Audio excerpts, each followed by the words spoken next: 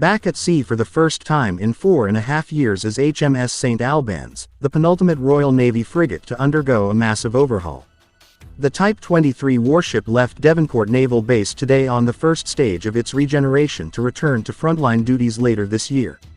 The vessel will spend the next few weeks flashing up its systems and testing improved, refurbished machinery in the channel to ensure all the work that has been carried out is effective.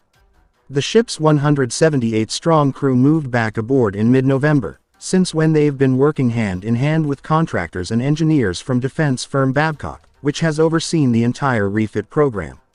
After nearly 20 years of constant service in the Atlantic, the Mediterranean and the Gulf, St Albans arrived in Plymouth in 2019 to begin preparations for the refit, known as the Life Extension Upgrade.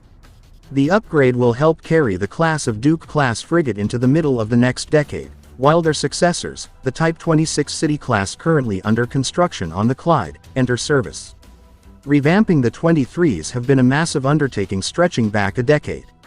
Work on HMS St Albans alone has demanded more than 1.2 million working hours by sailors, civilian engineers and shipwrights, software specialists and many more.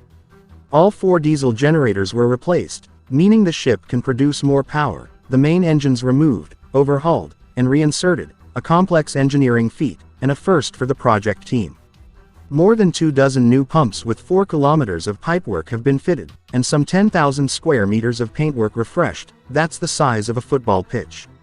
All weapons and sensors have been upgraded, not least the installation of the Sea Scepter air defense system, which can provide protection to an area the size of Greater Manchester against incoming threats in the skies.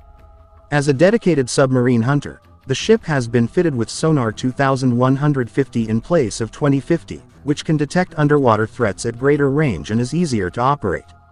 After the initial trials in the Channel, St Albans will return to base for any necessary tweaks to the work carried out in refit, before starting the work up to becoming fully operational again, which culminates with operational sea training off Plymouth.